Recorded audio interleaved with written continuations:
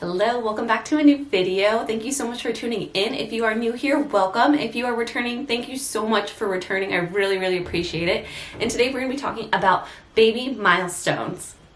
So this video was actually requested, which I so appreciate people requesting videos from me just because it makes me feel like you guys actually care, and I really do love doing all this research as well. So I appreciate that. So with baby milestones, we're going to be talking about what they are, how important they are, what we can do to help our child meet these milestones, and what to do if our child isn't meeting these milestones. So let's get into it. If you're a parent and you have heard about milestones, since your child was first born, it's all about the milestones. So what exactly are they? Milestones are basically an average of what typical babies can do during a specific amount of time. So basically, it's a guideline of what your child should be able to accomplish in that amount of time. I'm going to go ahead and link down below the CDC website, which has all of the milestones for birth all the way up until I believe 5 years old. So there's quite a bit of milestones, and the milestones increase and decrease depending on the child's age. Just to give you an example of what milestones are, one milestone is by 4 months old, babies will be able to reach for a toy with one hand. So that's just a brief example of what they are, and this is obviously going to be depending on your child's age on what their milestone is. So if you are curious about what milestones your child should be hitting, then I will link the CDC website down below, and you can go ahead and click on that, and it'll give you a list of all of the milestones depending on your child's age. Before we go any further, I'm just going to go ahead and mention now before I end up forgetting, but this video is only going to be a one-part series. And the reasoning for that is I don't want to put my child's milestones out there for the world to see. Now, I don't think the whole world's going to obviously see this video. I know that I don't have a huge following, but I just don't really feel too comfortable sharing what my son achieved on time and what he may be struggling with. I want to respect his privacy because he is only 18 months, so he's not able to tell me if he feels comfortable with me broadcasting what he's able and not able to do to the world. So that's just a personal thing. That's basically the whole reasoning why I'm going to make this a one-part series, is just because I don't really want to share my experience, because when we look at milestones specifically, it really is so individual based that what works for my child might not work for your child, and what works for your child might not work for my child. And that's okay, because that's how we all are. We're all totally different from each other. I'm not going to go too into depth about what each month's milestones are, just because there's so many milestones, and that would be a very long video. So I'm going to go ahead and just leave the link down below. Go ahead and click on it, find your child's age, and you can go ahead and browse through, and it'll give you different categories on what they're supposed to meet in terms of movement or in socialization. All those different categories, they're listed down below. How important are milestones? Now, it depends who you ask. Obviously, milestones are important, and I'm not here to say that milestones are not important, because they are important. However, milestones give us a general idea of where our child is headed and if they're on the right path. As humans, we kind of like to know what path our child's headed on, or just have a generalized list or end goal. So milestones go ahead and provide us with that, so we can kind of see where our child's at developmentally. Now, I think this is extremely important, because it is important that our child is meeting these milestones, but I think it's important that they're meeting these milestones eventually. And that goes back to what I was saying about milestones are completely individualized and independent on your child. We need to remember that all kids, all babies, even all adults, we're all so different. So how can we hold all children accountable to one specific standard and say that that's the standard they should be meeting? That's pretty unfair, because we're all pretty different from each other. Now, just because your child isn't meeting a milestone in one aspect doesn't mean your child is accelerating in a different aspect. If your child's unable to reach for something, maybe your child can do something else that is not a part of their milestones, which is still equally as great. The important thing to remember is when looking at milestones are an average. So we all remember when we were in high school or middle school, we had to take those standardized tests, and it would give us a score of the average. There was always people that did better. There's always people that did worse. That doesn't mean those people are smarter or those people are dumber. It just means that's how they did. And the hope is that everybody will get to the average eventually. So that's what we're going to go ahead and talk about, is how do we get to the average of it with our own individual child. As a parent, I know how hard it is not to put this pressure on milestones. Even when you go to the doctor's office, the first things they ask is baby meeting their milestones? There's a whole lot of emphasis on baby meeting their milestones. And like I said, milestones are very important. However, it should be looked at individually.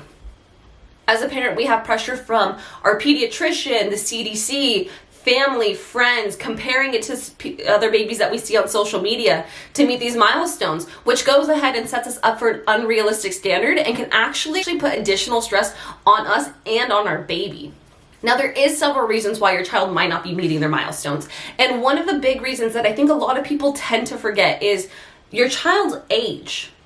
Now, what I mean by that is if your child was born early, then it's not expected that your child's going to meet these milestones on time. So, for example, if the milestones that you're looking at are for ages 2 to 4 months, if your child was born a month early, they're probably not going to hit those milestones until they're 5 months old, just because their brain was not fully developed when they were born anyways. So we need to go ahead and give them some grace and realize that maybe our child isn't meeting the milestones because they were born early. Of course, there could be other reasons your child's not meeting these milestones, such as a developmental delay or some other underlying condition, which definitely should be looked into as well. But it's very important to look at our child as a whole. Personally, I think milestones are extremely important to at least look at so you can kind of get an average of where your child is. And then just because your child is not meeting the milestone at a specific time doesn't mean they won't catch up. Or just because your child is ahead on their milestones doesn't mean that they won't have issues with another department as well. Remember, we all have our own strengths and weaknesses, and those need to be considered when we're meeting our milestones. I am extremely guilty of putting unnecessary pressure on myself, which therefore reflected on my child when it came to milestones. I realized that once I stopped focusing so much on my child meeting these milestones ahead of time or on time, it actually relieved a lot of pressure off of me, which therefore relieved a lot of pressure off my child, which made him actually meet these milestones at his own pace. Now, just because we all meet milestones at different paces doesn't mean that we can't do anything to help assist with milestones. In the fatherly.com article that is linked down below, they went ahead and talked about the importance of parental engagement to increase the child's likelihood of meeting their milestones on time. They said, and I quote, I apologize, I'm going to be looking at my phone just because I don't remember the quote. They said, parental engagement is the real developmental magic that helps kids develop motor and cognitive skills over time. So notice they didn't say on time. They said over time, which I think is really important if we just shift the way that we look at those words to not, they need to meet it on time, but over a certain amount of time. Now, if your child was born with a developmental delay or was born prematurely, that's not to say they're not going to meet their milestones on time. They very much well can. However, it may be more challenging, and it's okay to go ahead and give them grace. As a parent, we can go ahead and help our child by being more involved and more engaged. And I'll give you a few examples. Pinterest is your best friend, and I truly mean that. I love Pinterest. Pinterest is where I got most of my DIYs that I did with my son when we were working on early development. If you follow my Instagram page, which is linked down below, please go follow it. I post daily DIYs. Now my son is 18 months old, so if you have a younger child, the activities I'm doing might not be appropriate for your child. However, I am expecting in about 11 weeks. So I will be having another baby, which I will be sharing the activities I'm going to be doing with him once he's arrived. But I found that doing these activities actually made it really enjoyable for both of us. We were able to go ahead and work on these milestones that the doctors and pediatricians wanted him to meet in a very fun way. So a couple of examples, let's just say that your child is learning, your child is doing tummy time. Now this activity is not for when the baby's first born. This is when your child has good head support, good head control, and they can stay on their belly for a long time. My favorite activity that I did with my son is I got a container of water and I put some toys in it and I just let him splash in it. And he would do tummy time for a very long time because he was preoccupied and didn't really notice that he was doing tummy time.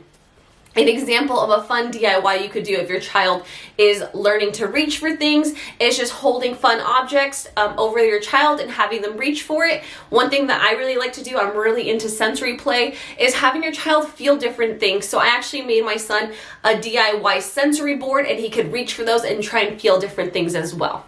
If your child is sitting, one thing you can do is very similar to that is you can hang objects from the sky. I actually just shared a DIY like this on my Instagram page where I had balloons hanging from my son's ceiling, and it would be perfect if your child is just learning how to sit. Just have them sit with the balloon right by their face and have them reach for it. This is going to work on their stability. Now, if you have a child that's learning how to stand, you could go ahead and use the same object, the same balloon, and just have your child standing and holding onto it. And if you do prefer something more sturdy, my husband actually made a DIY pull-up bar for my son. when he was first learning how to stand, so he could actually hold onto the bar and stand up, and we put a mirror above it so he could look at himself as well. So that's actually working on two different things. It's working on standing and then also facial recognition as well.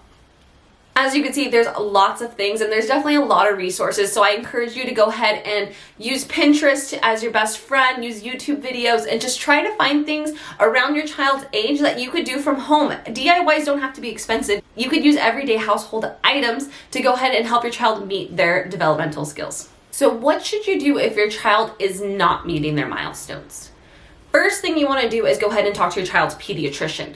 It's very important that you're honest with your child's pediatrician. That way your pediatrician can go ahead and look at your child as an individual, because remember, milestones are just an average. However, if your child is having a little bit of issues in one field, your doctor may look at your child individually and see if they're on track for them personally.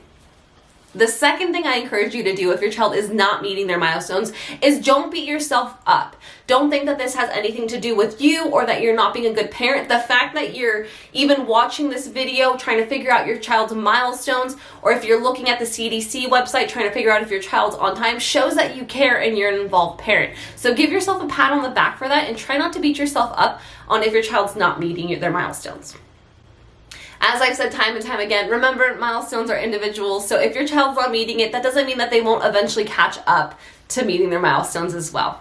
The last and most important thing I think you need to do if your child is not meeting their milestones is don't compare. And I know that's extremely hard, especially in today's day and age of social media. We're constantly online, and it's hard not to just compare our child to somebody else. As adults, sometimes we compare us to other people, so why wouldn't we subconsciously compare our child to another child? We may not even realize that we're doing this, but it could be subconsciously happening. It's important to realize that your child is their own person and they're unique and perfect the way they are. So don't compare your child to your friend's child, to a baby that you see on social media, specifically not a baby you see on social media, because people on social media, they only post the highlight reels, so you're only going to see the really cool things that their kids did. Also, I haven't personally experienced this yet, but I know that I will, is comparing your child to another child that you have. So sometimes parents might say that one child was walking at 9 months and their other child didn't start walking till 13 months. So when that child's 13 months, they might say, hey, my baby might be a little bit delayed when it comes to walking, which isn't necessarily the case. Just because one of your child meets their milestones early or on time doesn't mean that their sibling will as well. And it's important not to compare these. Overall, I think milestones are helpful because they do give us an average of what our child should be making, and we can kind of get a better idea of what to expect at a specific time. However, I do think that we should look at our child as an individual and not put so much pressure on ourselves and on our child to meet their milestones at the specific time. I remember reading this really awesome post back on Facebook. It's a really long post, so I'm not going to read it, but I'm going to sum it up for you. And it was written by an elementary school teacher. And she said that when she's in her classroom, she can't tell you which child started walking first. She can't tell you which child met their milestones. She can't tell you which child started talking first. Because at the end of the day, most children catch up.